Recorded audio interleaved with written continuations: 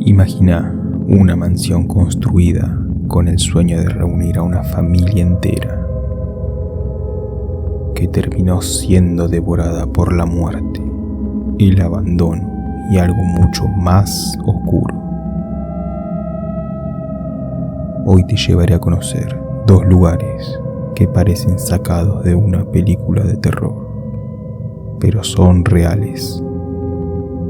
Uno está en Argentina, el otro en Estados Unidos. Ambos tienen algo en común: nadie que entra sale igual. Sombras, crímenes, maldiciones y rituales. Decime, ¿crees que son leyendas urbanas o advertencias del más allá? Quédate hasta el final, porque lo que vas a escuchar podría hacerte dudar de lo que crees posible. Protegido por la inmensidad de la pampa, rodeado por leguas y leguas de terreno llano y con un hermoso bosque circundante, el castillo de Gaña emerge imponente en medio del exuberante verdor de esta zona bonaerense. Este hermoso lugar está construido en los terrenos de una de las familias más prominentes de la sociedad argentina y fue ideado por Eugenio Díaz Vélez, un arquitecto de profesión, quien heredó los terrenos de su padre Eustaquio, quien a su vez los había heredado de su padre, un próspero y renombrado miembro de la élite porteña. Como vemos, aquellas tierras habían pertenecido desde siempre a la familia Díaz Vélez, y por lo mismo, Eugenio no dudó en elegirlas para llevar a cabo su proyecto más soñado: una enorme mansión vacacional en donde toda su gran familia podría disfrutar a sus anchas. Todo el proyecto fue diseñado y desarrollado por Eugenio en un lapso de 12 años, durante los cuales experimentó, imaginó y convirtió en realidad sus más profundos deseos profesionales. Tomó la construcción de su casa soñada como su máximo logro. Para el año 1930, la mansión estaba lista. Todo había quedado exactamente como Eugenio lo había pensado, con 77 habitaciones, 14 baños, 2 cocinas y una enorme cantidad de galerías, acompañadas de patios, terrazas y balcones. Para celebrar, la familia Díaz se reunió en su totalidad y organizaron un enorme y lujoso banquete en la mansión, que serviría de apertura a un futuro lleno de festividades e invitados de lujo. Aquel día se encontraba en la mansión, excepto Eugenio, quien estaba en Buenos Aires realizando algunos trabajos. Según lo planeado, llegaría tiempo para la celebración. Sin embargo, las horas comenzaron a pasar, y cuando la tarde estaba a punto de llegar a su fin, por fin un auto arribó a la mansión. No se trataba de Eugenio, sino un emisario de la policía que trajo la noticia de que Eugenio había fallecido aquella tarde. La causa: un infarto fulminante. Por supuesto, luego de esta noticia, la celebración se canceló. La familia estaba devastada e inmediatamente abandonaron la mansión para dirigirse a la capital y encargarse del entierro del patriarca de la familia.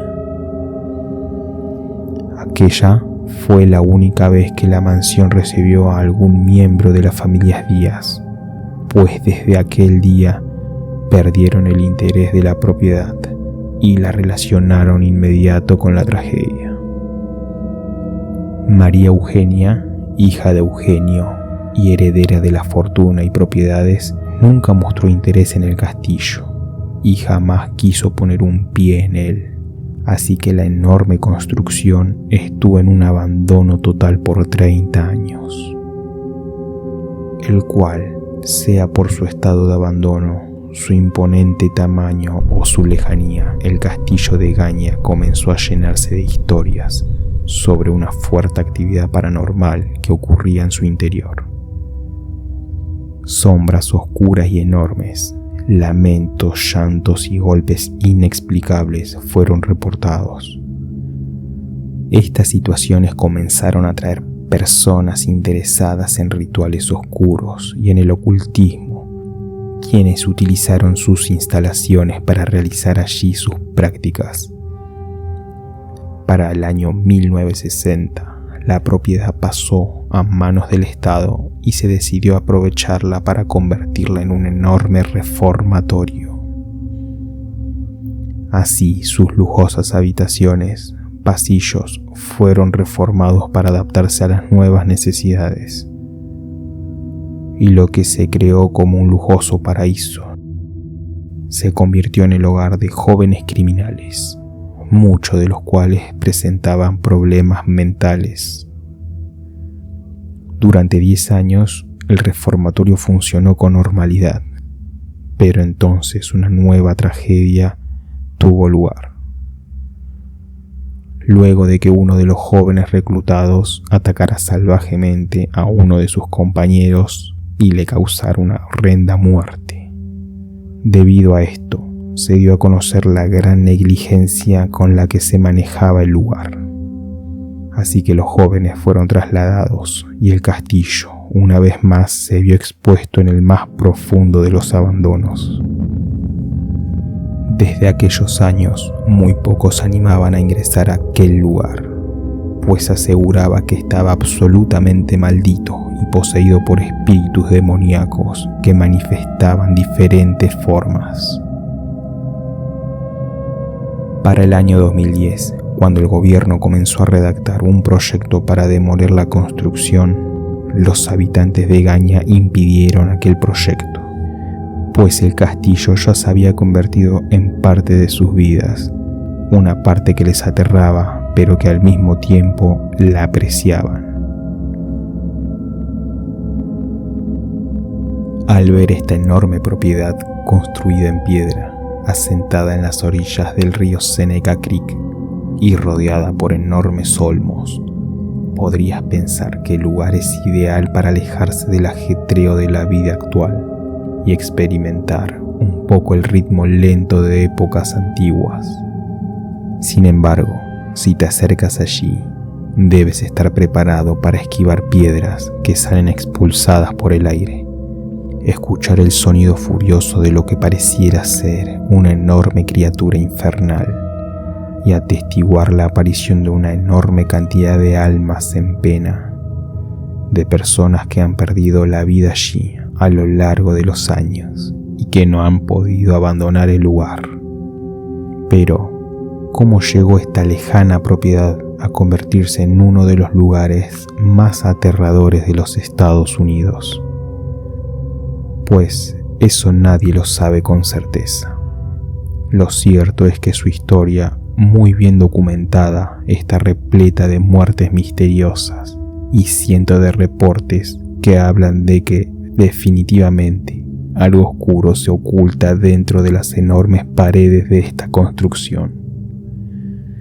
Su historia se remonta hasta el lejano año de 1815, cuando Thomas Hickley ordenó construir esta casa de 3 pisos junto con un enorme molino que funcionaba gracias a su cercanía con el río más grande de la región.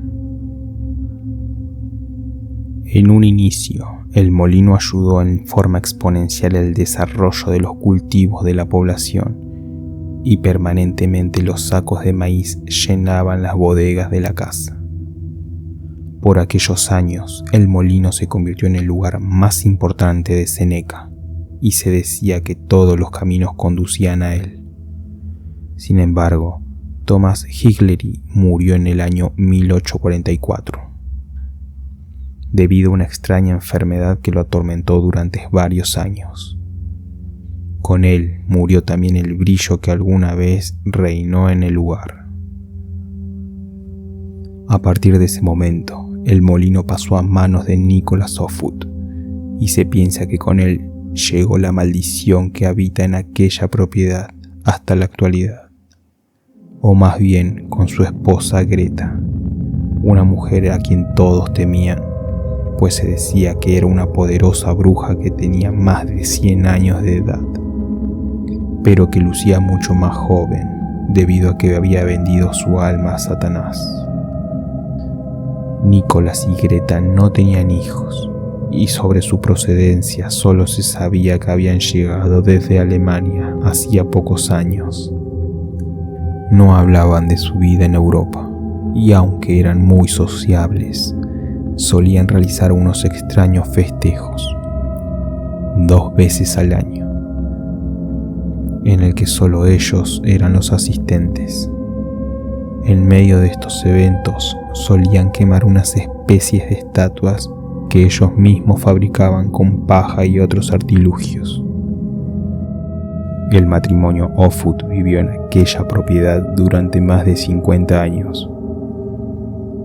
Durante aquel tiempo, el molino siguió funcionando con normalidad, pero con su abandono y la llegada de máquinas a vapor, este dejó de ser un lugar importante por el condado de Seneca y poco a poco fue quedando en el olvido.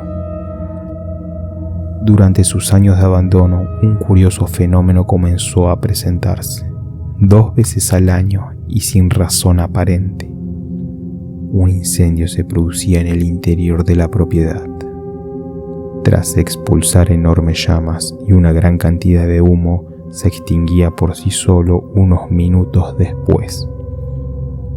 Muchas personas aseguraban que durante los incendios lograban escucharse gritos desesperados de personas que parecían estar sufriendo un enorme padecimiento, pero nunca hubo rastros de cuerpos quemados en la propiedad. Y así pasaron los años, con el molino abandonado y los incendios ocurriendo infaltablemente. Hasta que en el año 1920 los hermanos Bosman decidieron comprar la casa y desarrollar un proyecto para derribar todo el molino y reformar por completo la propiedad.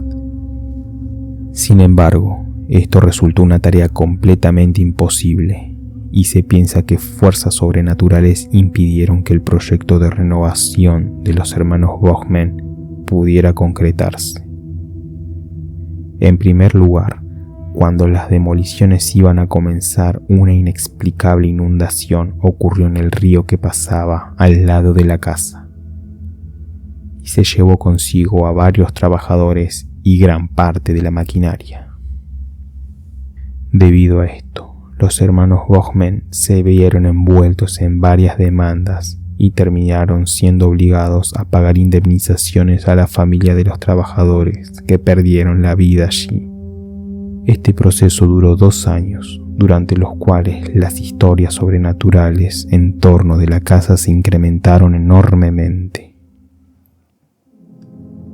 Se decía que de la casa provenían llantos y gritos de auxilio, que en las ventanas podían verse personas paradas durante horas sin moverse, e incluso que Greta, la antigua propietaria, solía aparecerse de vez en cuando, rodeando la casa, y cuando alguien se increpaba, ella simplemente se reía y desaparecía en medio de una enorme bola de fuego. Pero las tragedias de los hermanos Bosman continuaron, y la maldición de la casa literalmente terminó con ellos. Una tarde, mientras los hermanos se encontraban visitando la propiedad, el techo se les derrumbó. El techo se derrumbó sobre ellos. Lo más extraño es que sus cuerpos nunca fueron encontrados, por lo que durante mucho tiempo fueron declarados desaparecidos. Aunque muchos pensaron que ellos habían decidido huir para liberarse de las indemnizaciones, lo cierto es que, para aquel momento ya habían pagado la mayoría de sus obligaciones y su situación económica era bastante buena. Además, Uno de ellos estaba próximo a casarse con una de las mujeres más acaudaladas de la región, y aún eran propietarios de varias empresas y casas que finalmente pasaron a manos del gobierno. Entre ellas, la Casa del Molino, que permaneció detenida en el tiempo, sin remodelación ni mantenimiento hasta el año 2001, cuando pasó a ser parte del parque natural que se estableció en toda la zona. Desde entonces, la casa se convirtió en un atractivo turístico, especialmente visitado por los amantes de los fenómenos paranormales, que llegaron para experimentar en persona los sucesos extraños que ocurren en su interior y sentir la oscura energía que habita el lugar. En la actualidad, está completamente prohibido ingresar a esa casa a partir de las 6 de la tarde. Extrañamente, la única persona que se atrevió a hacerlo y esquivó las autoridades para poder entrar por la noche terminó muriendo en su interior debido a un infarto fulminante. A juzgar por la expresión de horror que quedó marcada en su rostro para siempre, posiblemente se debió a un susto mortal que sufrió mientras estuvo allí. Sabiendo esto, ¿te atreverías a ingresar a aquella casa? Los estaré leyendo en los comentarios. Si te gustó esta historia, suscríbete para más historias como esta. Les mando un saludo.